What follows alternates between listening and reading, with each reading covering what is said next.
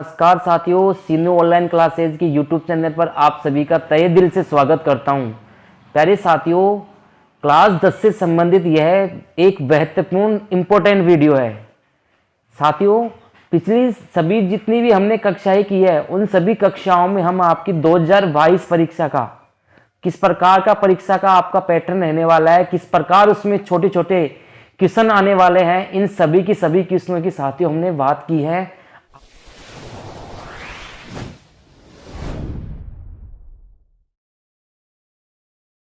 खंड ए के अंदर साथियों हम बात कर चुके हैं कि आपकी एग्जाम के अंदर जो आपका प्रश्न संख्या एक है, उस एक के अंदर आपके 1 से लेकर 12 तक आपके ऑब्जेक्टिव क्वेश्चन रहने वाला है। कौन से क्वेश्चन आने वाले साथियों? ऑब्जेक्टिव बोले तो ए ब स द वाले क्वेश्चन आएंगे आपके 12। कौन से? प्रश्न संख्या ए में, खंड ए में। प्रश्न संख्या 2 साथियों वही भी खंड ए के अंदर ही है। जो प्रश्न संख्या आपकी 2 है, इसके अंदर साथियों आपके 1 से लेकर 6 तक ये आएंगे साथियों आपके रिक्त स्थान। प्रश्न संख्या साथियों आपकी जो 3 है, इस 3 के अंदर साथियों 1 से लेकर 12 तक अति लघुत्रात्मक प्रश्न आएंगे साथियों। अति लघुत्रात्मक प्रश्न जिनको साथियों आपको थोड़ा बहुत छोटे क्वेश्चन आते हैं, उनको सोल्व करके उनका आंसर निकालना है। तो साथियों इस प्रकार आपके खंड ए के अंदर टोटल 30 मार्क्स रहने वाले हैं। तो साथियों यदि आपने वो पिछली वाली कक्षाएं नहीं देखी है तो एक बार आप वीडियो की प्ले लिस्ट पे जाइए और वहां से जितने भी वीडियो है पुराने, उन सभी की वीडियो को आप लोग बात कर सकते हो। इसके बाद साथियों आज हम बात करेंगे आपके खंड ब की। खंड ब साथियों, खंड ब में आपके जो प्रत्येक प्रश्न वो 2 अंक का रहने वाला है। कितने अंक का रहने वाला है साथियों? 2 अंक। तो प्रश्न संख्या जो आपकी 4 है वो आपके खंड 4 से शुरू होती है। तो साथियों आज हम बात करेंगे आपकी प्रश्न संख्या 4। वो आपकी एग्जाम 2022 का पेपर है, उसमें किस किस प्रकार के क्वेश्चन आ सकते हैं, उन सभी क्वेश्चनों की साथियों हम बात करते हैं। तो साथियों जिसमें ये साथियों आप क्या आएगा, वास्तविक वाली संख्याएं है ना, वास्तविक संख्या आपका पहला चैप्टर, उसमें से आने की पूरे संभावना है। या वास्तविक संख्या वाले चैप्टर से आएगा। तो साथियों वास्तविक संख्या में जितने भी आपके इंपॉर्टेंट क्वेश्चन है उन सभी क्वेश्चनों की बात करते हैं साथियों। ये 2 अंक का आएगा आपके। जैसे कि पहला क्वेश्चन है, यूक्लिड विभाजन प्रमेय का द्वारा 90 और 144 का आपको एचसीएफ ज्ञात करना है। साथियों आपको सीधा दिया है कि इसका एचसीएफ कौन सी विधि से निकालना है? यूक्लिड विभाजन प्रमेय का। यूक्लिड विभाजन प्रमेय का होती है a बराबर बी क्यू प्लस आर, जहां आर का मान छोटा होता है किससे? b से। ठीक है साथियों, तो इस विधि से करने के लिए साथियों आपको इन दोनों में से बड़ी वाली संख्या कौन सी है? 144। छोटी वाली कौन सी है? 90। तो साथियों 90 का आपको भाग देना है 144 के अंदर। ठीक है साथियों, तो भाग क्योंकि साथियों आपने पढ़ा हो तो ये जो बीच की संख्या ये आपकी a होती है, जिसका आप भाग दे रहे हो ये आपकी b होती है। इधर जो आएगा आपका भागफल आएगा, जिसको आप किसो बोलते हो। नीचे क्या आता है साथियों? शेषफल। ठीक है साथियों, तो 90 का भाग 144 के अंदर कितनी बार जाएगा साथियों? 1 बार। यहाँ पे 90 4 14 में से 9 गए तो 9 और 5, ठीक है साथियों 14। फिर साथियों यहां इस 90 को नीचे उतार लीजिए आप लोग। 54 एकम 54, 10 में से 4 गए तो आपके 6 बच गए, 8 में से 5 गए तो यहाँ पे 3 बच गए। ये नीचे आएगा साथियों आपका, तो नीचे आएगा तो 36 के अंदर 36 का भाग 54 के अंदर 36 एकम 36। यहाँ पे साथियों यदि हम इसको घटाएंगे तो 14 में से 6 गए तो 8, यहाँ पे 18, 36 नीचे आएगा साथियों। 18 दूना 36, शेषफल क्या आ गया? 0। जिसपे शेषफल 0 आता है वही b का मान, वही भाजक अपना क्या होता है? HCF। तो HCF इसका कितना आ गया साथियों? 18। ठीक है साथियों, तो इस प्रकार साथियों आप कौन सी विधि के द्वारा, यूक्लिड विभाजन प्रमेयिका के द्वारा आप एचसीएफ इस प्रकार ज्ञात कर सकते हो। यदि साथियों इनको लिखना हो तो यह आपका पहला चरण, फर्स्ट चरण ए का मान कितना था साथियों 144 बराबर बी का मान कितना था आपका 90, किससे गुणा कर रहे हो 90 को, क्यू का मान कितना आया साथियों एक बार, शेषफल कितना आया था, शेषफल आपका 54 आया था। आप लोग देख रहे हो साथियों जो आपका शेषफल है 54, ये किसके बराबर नहीं है, जीरो के। शेषफल आपका जीरो, जब तक शेषफल जीरो नहीं आता तब तक आपका जो भाजक है वो आपका एचसीएफ नहीं होता है। तो इसका मतलब हम सेकंड चरण पे जाएंगे। सेकंड चरण के अंदर साथियों 90 ए का मान कितना हो गया आपके 90, किसका भाग दे रहे हो आप 54 का, कितनी बार भाग गया है एक बार। शेषफल कितना बचा है साथियों, शेषफल बचा आपका 36, साथियों 36 ये किसके बराबर नहीं है, जीरो के। थर्ड चरण साथियों, अब यहाँ पे आप लोग 54 को आपने क्या मान लिया ए, 36 का भाग दे रहे हो, कितनी बार भाग जाएगा एक बार। शेषफल कितना बचा है साथियों, शेषफल बचा आपका 18, कितना बचा है ये 18, किसके बराबर नहीं है, जीरो के। फोर्थ चरण में साथियों आपने 36 को क्या माना है ए, किसका भाग दे रहे हो 18 का, भागफल कितना है 2, शेषफल कितना है 0, अर्थात साथियों यहाँ शेषफल क्या प्राप्त हुआ है 0, अतः इसका एचसीएफ क्या हो जाएगा आपका 18, जिसका भाग देने पे शेषफल 0 आता है वही क्या होता है आपका एचसीएफ। तो यहाँ पे जो बी का मान 18 है वही क्या हो जाएगा इस क्वेश्चन के लिए एचसीएफ। साथियों आप लोग इसको आंसर मत कर देना, जिसका भाग देने पे शेषफल 0 आता है वही क्या होता है आपका एचसीएफ। ठीक है साथियों, क्वेश्चन नंबर अगले की बात करते हैं। क्वेश्चन नंबर जो 2 है वो कुछ इस प्रकार दिया है कि परिमेय संख्या 3/625 का दशमलव प्रसार शांत है या अशांत आवर्ती। साथियों पहले आपको शांत और अशांत चेक करना है, यदि शांत है तो इसका दशमलव प्रसार भी लिखिए। ये इस प्रकार का क्वेश्चन है। तो साथियों संख्या क्या दिया आपको 3/625। तो साथियों सबसे पहले जो भी संख्या का यदि आपको हरों का यदि दशमलव प्रसार देखना हो कि शांत है या अशांत, तो उसके लिए सबसे पहले आप नीचे की संख्या का जो भी हर के अंदर है उसका आप अभाज्य गुणनखंड कर लीजिएगा। 625 का आपने किया एलसीएम अभाज्य गुणनखंड। साथियों 625 का अभाज्य गुणनखंड करते हैं, 5 का भाग जाएगा साथियों, 5 एकम 5, 5 दूनी 10, 125 बार। 5 का भाग साथियों 25 बार, 5 का भाग 5 बार, 5 का भाग 1 बार। तो 1 2 3 4, 5 की कितनी घात आ गई साथियों, 5 की घात आ गई 4। तो 3/5 की घात कितनी आ गई 4, कितनी आ गई साथियों 4। तो यहाँ आप लोग देख रहे हो यदि हर का अभाज्य गुणनखंड, हर का अभाज्य गुणनखंड 2 की पावर n इंटू 5 की पावर m के रूप का है।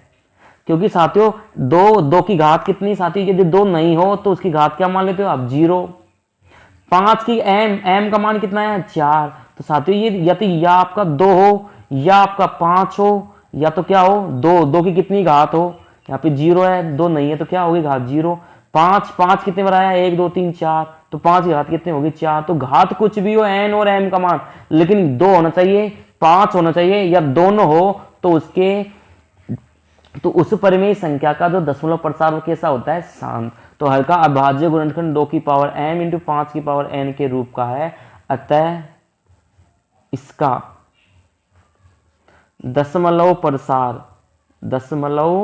प्रसार शांत है। कैसा है, शांत है। ठीक है साथियों, अब शांत है तो शांत के लिए आप क्या लिखेंगे, शांत का दशमलव प्रसार। तो इसके लिए आपके पास जो संख्या है इसका साथियों जोड़ीदार कौन होता है 5 का हमेशा कौन होता है 2। तो जितनी घात 5 के ऊपर है उतनी घात 2 के ऊपर होनी चाहिए। तो आप क्या करेंगे 2 की घात 4 से इसके जोड़ीदार से गुणा कर देंगे। तो आपने नीचे गुणा किया तो आपको ऊपर भी गुणा करना पड़ेगा। ठीक है साथियों, अब आप लोग देख रहे हो यहाँ पे 3 इंटू 2 की घात 4, 2 की घात 4 का मतलब होता है 2 गुणा 2 गुणा 2 गुणा 2। तो 2 दूनी 4, 4 दूनी 8, 8 दूनी 16 बटे में साथियों यहाँ पे 2 और 5 दोनों की घात 4 है तो मैंने बाहर लिख लिया है। अब आप लोग जानते हो 48 ऊपर 48 हो गया, नीचे 5 दूनी 10, 10 की घात कितनी है 4, तो 48/10 की कितनी घात है 4, इसका मतलब 4 जीरो लगा दीजिए आप। तो 4 अंक छोड़ के क्या लगा दीजिए आप पॉइंट, तो 4 अंक नहीं है तो मैंने 2 आगे जीरो लगा दीजिए यहाँ पे 48। ये इस क्वेश्चन का आपका राइट आंसर हो जाएगा। ठीक है साथियों, अगला नेक्स्ट क्वेश्चन नंबर 3 की बात करते हैं।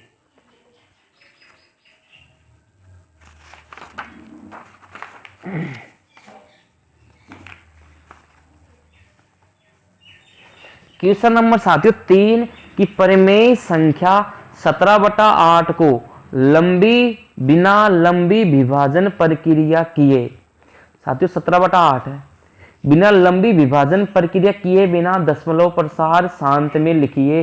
साथियों 17/8 संख्या आपकी 17/8, इसका साथियों आपको बिना साथियों भाग नहीं देना है, किसी ने पहले बोला कि आपको भाग दे के पॉइंट नहीं लगाना है, तो आपको दशमलव प्रसार लिखना है। तो इसके लिए साथियों सबसे पहले आप इस नीचे की संख्या के अभाज्य गुणनखंड कर लीजिए। 2 का भाग 4 बार, 2 का भाग 2 बार, 2 का भाग 1 बार, तो 2 की कितनी घात आ गई 3। ऊपर की संख्या को साथियों ऐसे कैसे लिखना है, 2 की घात 3 आ गए आपके पास, 1 2 3। अब आप लोग जानते हो 2 का जोड़ीदार कौन होता है, हमेशा 5। कौन होता है 5, तो 2 का जोड़ीदार कौन है 5, उसकी कमी है तो ऊपर उससे गुणा कर देंगे, उसके ऊपर भी उससे गुणा कर देंगे। ठीक है साथियों, अब आगे हल करते हैं। आगे आप लोग जानते हो 17, 5 की पावर 3 कितना होता है 125, 2 और 2 की और 5 की घात समान है तो एक साथ लिख लेंगे हम। 17 पंजो 85, 17 दूना 34, 34 34 और 8,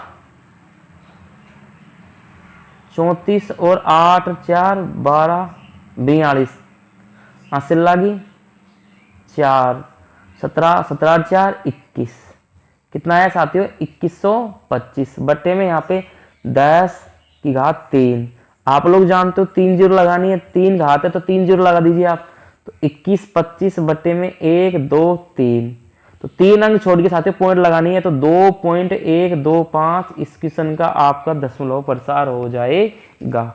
ठीक है साथियों, मान लीजिए साथियों यदि आपको सवाल देता, एक और सवाल करते हैं साथियों कि आपके एग्जाम में इस प्रकार का भी आपसे सवाल पूछा जा सकता है। मान लीजिए साथियों 17 बटा कोई भी संख्या मान लीजिए ऊपर दो, नीचे आपको दे दिया गया 50, 17/50, इसका भी आपको दशमलव प्रसार ज्ञात करना हो तो कैसे ज्ञात करेंगे साथियों, जो भी संख्या दी है नीचे की आपको उसके सबसे पहले अभाज्य गुणनखंड कर लें। 2 का भाग 25 बार, 5 का भाग 5 बार, 5 का भाग 1 बार, अर्थात साथियों यहाँ पे आप लोग देख रहे हो 2 तो कितनी बार आया है 1 घात है, 5 की घात कितनी है 2। अब आप लोग देख रहे हो कि 2 और 5 दोनों की साथियों समान घात होनी चाहिए, इन दोनों क्या होनी चाहिए समान घात, लेकिन साथियों 5 के ऊपर 2 घात है, 2 के ऊपर 1 घात है, तो आप लोग क्या करेंगे नीचे 1 2 से गुणा कर देंगे तो आपको ऊपर भी 1 2 से गुणा करना पड़ेगा।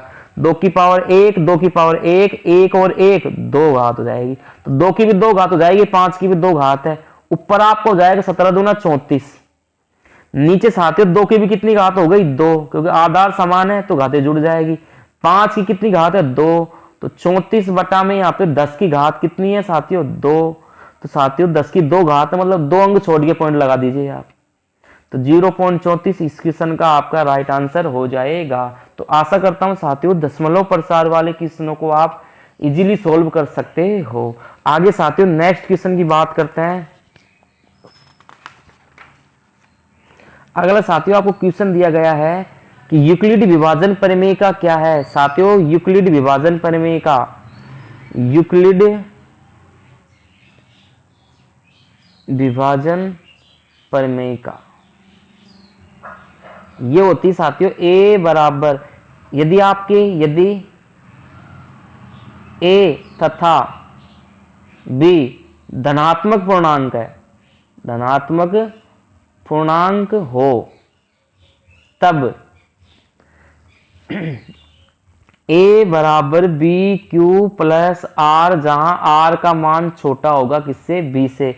साथियों a ये होता है आपका भाज्य जिसके अंदर हम भाग देते हैं। मान लीजिए साथियों 5 का भाग दे रहे हो आप 21 के अंदर, तो 5 का भाग 5 चौको 20, घटाएंगे तो कितना शेष हो जाएगा 1।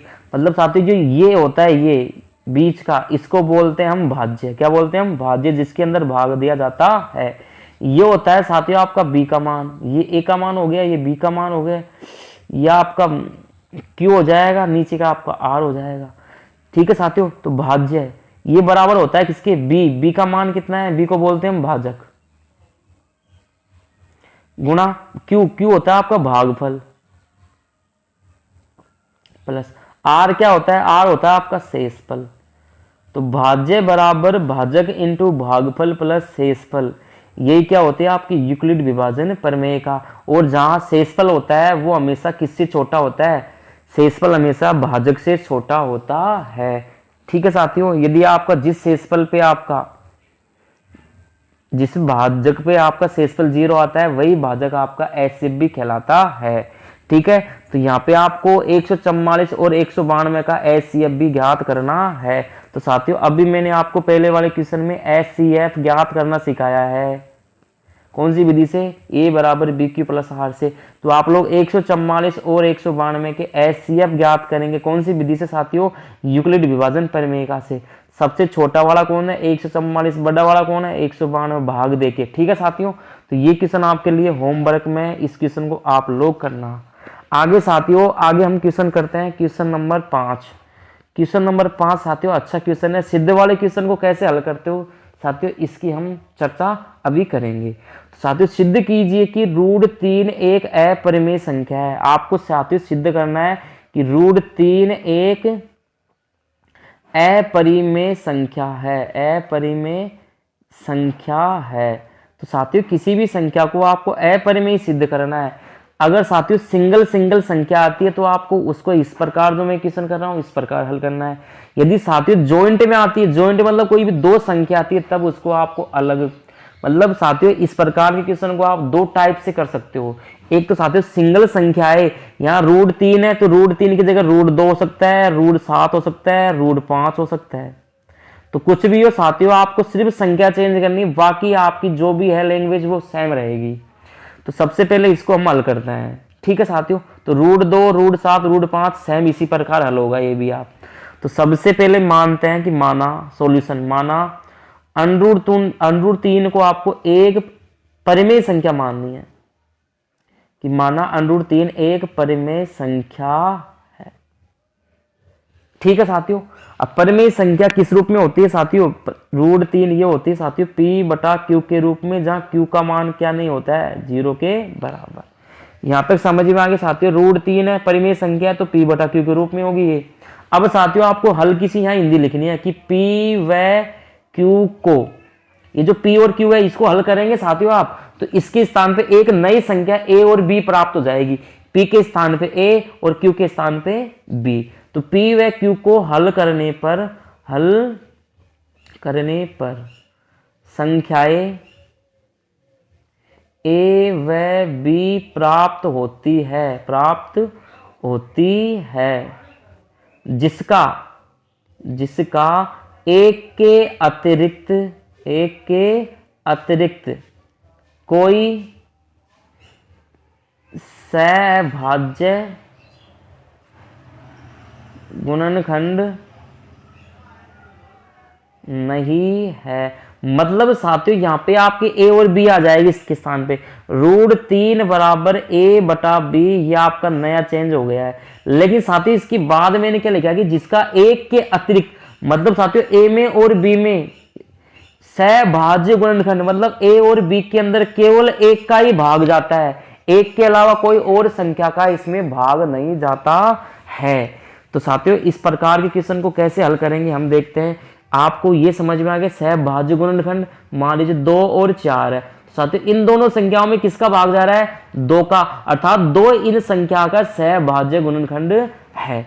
लेकिन साथियों यहाँ पे a और b है, इसका केवल किसका भाग जाएगा? एक का, एक के अलावा और किसी संख्या का इसमें भाग नहीं जाएगा। ठीक है साथियों, तो आगे हल करेंगे हम। आगे जैसे आप हल करते हो तो साथियों इनमें किसी और संख्या का भाग चले जाएगा, इसलिए ये गलत हो जाएगा आपके। तो आगे हल करने के लिए यदि एक साइड रूट की संख्या हो, एक साइड बिना रूट की हो, तो आपको हटाने के लिए वर्गमूल करते हैं। इसका हटाने के लिए क्या करेंगे? दोनों पक्षों का वर्ग करने पर दोनों पक्षों को वर्ग करेंगे तो √3 का वर्ग करेंगे और a बटा b का भी क्या करेंगे, अब वर्ग करना आप लोग जानते हो, इसका वर्ग हट जाएगा, वर्ग करेंगे तो इसका रूट हट जाएगा, a का वर्ग a², b का वर्ग b²। अब आप लोग साथियों b² को इधर ले जाइए, 3 को इधर ले आइए आप, तो b² बराबर a² के बटे में कौन हो जाएगा, 3। मतलब साथियों a² में किसका भाग जा रहा है, 3 का, तो a में भी किसका भाग जाएगा, 3 का। तो यहां लिखना है a² 3 से भाज्य है, अतः a भी 3 से भाज्य होगा। मतलब साथियों आपने देखा है कि a² के अंदर किसका भाग जा रहा है, 3 का, तो a में भी 3 का भाग जाएगा। और आपने ऊपर कहा है कि a में और b में किसका भाग जाएगा, केवल 1 का। तो साथियों एक तो ये गलत हो गया आपके पास, a²। अब जो आपका गलत हुआ है, इस a का मान आपको जितना भी रूट है उसका सी मानना है।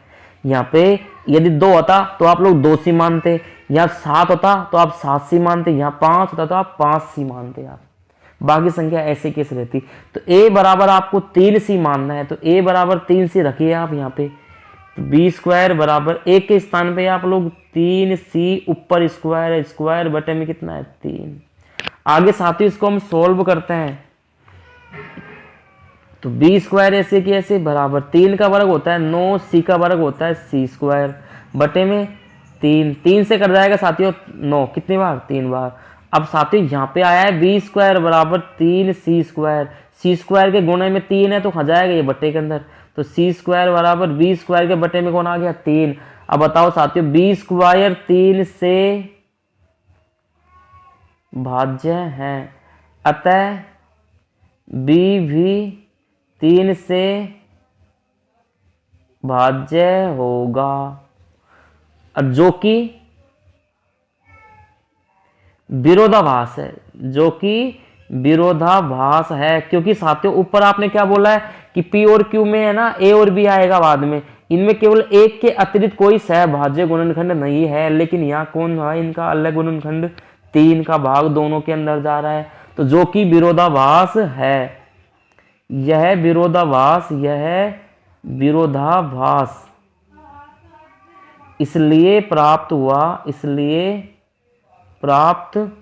हुआ क्योंकि हमने शुरू में गलत कल्पना की थी। ठीक है साथियों, तो ये इस प्रकार से आप इस प्रकार के क्वेश्चन को कर सकते हो। तो क्योंकि हमने शुरू में क्या की थी साथियों, गलत कल्पना, अतः स्पष्ट है कि साथियों की से आपको क्वेश्चन को ऐसे कैसे बता देना कि √3 एक अपरिमेय संख्या है, कि √3 एक अपरिमेय संख्या है। ठीक है साथियों, आगे हम अगला क्वेश्चन की बात करते हैं साथियों। अगला क्वेश्चन आपका छठा क्वेश्चन दिया है कि सिद्ध कीजिए कि 5 - √3 एक अपरिमेय संख्या है। साथियों ये जॉइंट वाले क्वेश्चन है, तो सिंगल वाले क्वेश्चन को आप इस प्रकार हल करेंगे, जॉइंट वाले क्वेश्चन को साथियों इस प्रकार जैसे मैं कर रहा हूं उस प्रकार आपको हल करना है। जैसे कि 5 - √3 हो, या साथियों 3 √2 हो, या साथियों आपका 3 + 2 √5 हो। कोई सा भी साथियों यदि क्वेश्चन आता है जॉइंट का, इनको साथियों एक अपरिमेय संख्या सिद्ध करना है, अपरिमेय संख्या सिद्ध करना है। तो साथियों सबसे पहले आप लोग माना 5 - √3 एक परिमेय संख्या है। इनको भी साथियों आप ऐसे मान लेंगे, आप सेम ऐसे कैसे रहेगा। फिर आप लोग जानते हो 5 - √3 बराबर p बटा q, क्योंकि इसको हम p बटा q करें।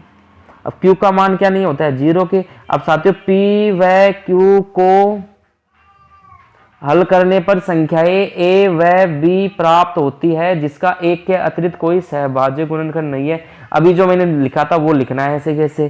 फिर साथियों 5 - √3 बराबर a बटा b आ जाएगा आपके पास। ठीक है साथियों। अब आप लोग साथियों यहाँ पे भी आप क्या करते, यदि आपको ये होता तो यहाँ पे आता 3√2 बराबर a बटा b आता। इस क्वेश्चन को करते हैं हम 3 + 2√5 बराबर आपका a बटा b आता। यहाँ पे संख्या चेंज होती साथियों केवल। अब आप लोग जानते हो इधर क्या करना है आपको ऐसे क्वेश्चनों को हल करने के लिए, रूट की संख्या को इधर रखना है केवल, और बाकी जितनी भी संख्या है सबको a बटा b वाले पक्ष में भेजना है। तो इधर साथियों माइनस का √3 बचेगा, इधर अपना a बटा b, ये प्लस का 5 है, इधर जाके किसका हो जाएगा माइनस का, इसके बटे में 1 लगा सकते हो आप। ऐसे क्वेश्चनों को कैसे हल करते हो साथियों, भिन्न के जोड़ है, नीचे की संख्या को नीचे की संख्या से गुणा करके नीचे लिख दीजिए, 1 को इससे गुणा करेंगे a माइनस 5 को b से गुणा करेंगे तो 5b। अब आप लोग साथियों यहाँ देख रहे हो ये माइनस का है, तो पूरे समीकरण के आप माइनस से गुणा कर दीजिए, आप सबका चिन्ह चेंज कर दीजिए आप, तो ये हो जाएगा आपका प्लस का, ये हो जाएगा साथ माइनस का, ये किसको जाएगा प्लस का 5b, ये किसको जाएगा माइनस का a और बटा में b। तो आप लोग देख रहे हो साथियों ये आपके अनरूट, ये आपकी क्या है एक अपरिमेय संख्या, यहाँ पे a b और 5, a b 5 पूर्णांक है साथियों, क्या है ये पूर्णांक है, तीनों साथियों a b और 5 ये क्या है पूर्णांक है। तो साथियों ये p बटा q के रूप में संख्या हो गई, तो ये तो आपकी परिमेय संख्या है, या आप लोग जानते हो अनरूट की संख्या आपकी अपरिमेय संख्या होती है। तो साथियों आप लोग ये चीज जानते हो कि √3 बराबर कभी भी नहीं होगा किसके 5b माइनस a बटा b के, क्यों, क्योंकि साथियों ये आपके अनरूट की संख्या है, ये आपकी अनरूट की संख्या अपरिमेय संख्या है, यह आपकी परिमेय संख्या है। तो परिमेय संख्या कभी भी अपरिमेय संख्या के बराबर नहीं होती है, जो कि विरोधाभास है, जो कि विरोधाभास है, यह विरोधाभास, यह विरोधाभास इसलिए प्राप्त हुआ, इसलिए प्राप्त हुआ क्योंकि हमने शुरू में गलत कल्पना की थी, गलत कल्पना की थी, अतः स्पष्ट है कि 5 माइनस √3 एक अपरिमेय संख्या है। मान लीजिए साथियों यदि आपको ये क्वेश्चन को हल करना पड़ता है, ये इसको कैसे हल करते, √3 को रखना है इधर, ये खाया साथियों गुणा के अंदर खा जाएगा भाग के अंदर, तो √3 बराबर a बटा 3b। साथियों ये आपकी कैसी संख्या है परिमेय संख्या है, तो ये दोनों कैसी नहीं होगी बराबर, ये लाइन यहाँ लिखनी है आपको। यदि इसको हल करना पड़ता है आपको तो 3 प्लस, सबसे पहले साथियों आप लोग जानते हो 3 इधर जाएगा, ये प्लस के अंदर है, प्लस का है, तो 2√5 बराबर a बटा b किसका होता है माइनस का। इसको भी हम ऐसे हल करते हैं, आप लोग जानते हो नीचे की संख्या नीचे की से, इसको इससे करते हैं, इसको इससे करते हैं, तो ये 2 खा जाएगा साथियों बटे के अंदर, तो ये संख्या है, ये संख्या भी कैसी साथियों बराबर नहीं होगी, आपको ये लाइन लिखनी है। तो इस प्रकार साथियों आप जॉइंट वाले क्वेश्चनों को आप ऐसे हल कर सकते हो। ठीक है साथियों, आगे नेक्स्ट साथियों आपको अगला क्वेश्चन 7वां कि दर्शाइए कि कोई भी धनात्मक विषम पूर्णांक 6q + 1, 6q + 3 या 6q + 5 के रूप का होता है जहां q कोई धनात्मक पूर्णांक है। साथियों यदि इस प्रकार का कोई भी क्वेश्चन आ जाए तो उसको हम करते हैं यूक्लिड विभाजन प्रमेय से, यूक्लिड विभाजन प्रमेय से। ये क्या होती है साथियों a बराबर bq + r। साथियों जो q का गुणांक होता है वैसे आपको वो देखना है b का मान, इस वाले क्वेश्चन में सिर्फ किसका मान देखना आपको b का मान। b का मान देखा आपने, जो भी q का गुणांक होगा या m का गुणांक है, m कुछ भी हो सकता है, उसका गुणांक हमेशा कौन होता है, q का गुणांक कौन होता है हमेशा b। तो q का गुणांक कितना है यहाँ पे 6, q के स्थान पे साथियों m n कुछ भी हो सकता है, वो हमेशा b का मान होगा, तो यहाँ पे सिर्फ b का मान देखना है। तो सबसे पहले साथियों यहाँ पे क्या दिया आपको कि दर्शाइए कि आपको किसी भी धनात्मक विषम पूर्णांक, साथियों धनात्मक विषम पूर्णांक आप लोग a मान लेंगे। तो सबसे पहले कि माना a कोई धनात्मक विषम पूर्णांक है, विषम कि a कोई धनात्मक विषम पूर्णांक है, ठीक है साथियों, ए को आपने धनात्मक विषम पूर्णांक मान लिया, तब कौन से प्रमेय से, यूक्लिड विभाजन प्रमेय का से क्या होती है साथियों, ये होती है a बराबर B Q plus R, R का मान छोटा होता है किससे, b से। अब साथियों से केवल आपको b का मान देखना है, b का मान q का गुणांक कौन होता है हमेशा, b, तो b का मान कितना है 6। साथियों सिर्फ b के स्थान पे आपको 6 रखना है यहाँ, तो a बराबर 6q प्लस आर, आर का मान किससे छोटा होगा, 6 से, किससे, 6 से। तो साथियों r के फिर संभव मान क्या हो जाएंगे, r के आपके संभव मान किससे छोटे होंगे, 6 से। तो 6 छोटे 0 1 2 3 4 5। अब साथियों यहाँ पे आपको दिया है कि a कोई धनात्मक विषम पूर्णांक है, तो साथियों आपको केवल विषम विषम संख्या r का मान 1 लेना है, r का मान 3 लेना है, r का मान 5 लेना है। तो सबसे पहले मैं r बराबर 1 लेता हूँ, कहाँ पे साथियों, यहाँ। फिर मैं r का मान यहाँ पे 3 लेता हूँ, फिर r का मान मैं यहाँ पे 5 लेता हूँ। तो r का मान 1 लेंगे साथियों, तो a बराबर यहाँ पे 6 ऐसे कैसे, q ऐसे कैसे, r के स्थान पे कितना आएगा साथियों, 1। यहाँ पे r का मान 3 ले रहा हूँ, तो मैं a बराबर 6q प्लस r के स्थान पे 3, यहाँ पे a बराबर 6q प्लस r के स्थान पे 5। तो आप लोग समीकरण 1, समीकरण 2 और समीकरण 3 इससे क्या देख रहे हो आप कि उपरोक्त से स्पष्ट है कि कोई भी धनात्मक विषम पूर्णांक a था वो किस रूप में आ रहा है साथियों, 6q प्लस 1, 6q प्लस 3 और 6q प्लस 5। यही हमको सिद्ध करना था। स्पष्ट है कि कोई भी धनात्मक विषम पूर्णांक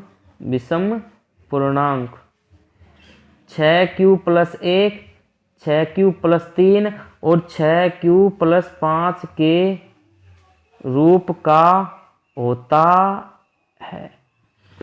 तो इस प्रकार साथियों यूक्लिड विभाजन प्रमेय का उपयोग करके आप ऐसे क्वेश्चनों को हल कर सकते हो। साथियों एक क्वेश्चन हो रहा है आपका, किसी भी धनात्मक संख्या का वर्ग 3m या 3m प्लस 1 के रूप का होता है। ये एक क्वेश्चन है साथियों, इस क्वेश्चन को आप लोग होमवर्क में क्वेश्चन हल करना है। ये 2 क्वेश्चन है। तो इस प्रकार साथियों जो आपकी प्रश्न संख्या 4 है उसमें आपकी प्रश्नावली 1 वास्तविक संख्या वाले चैप्टर से, इनसे बाहर साथियों आपका एक भी क्वेश्चन नहीं आएगा। तो आशा करता हूँ साथियों वीडियो आपको काफ़ी पसंद आई होगी। यदि वीडियो आपको पसंद आई है तो वीडियो को लाइक कीजिए, शेयर कीजिए और चैनल पर पहली बार आए हैं तो चैनल को सब्सक्राइब कीजिए। जय हिंद साथियों।